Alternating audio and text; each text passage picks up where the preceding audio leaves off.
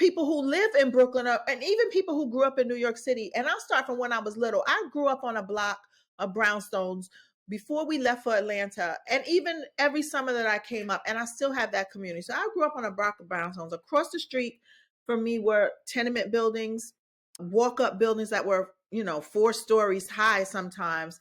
And then down the street were housing projects. But then my grandmother had a house and we lived on a block with house.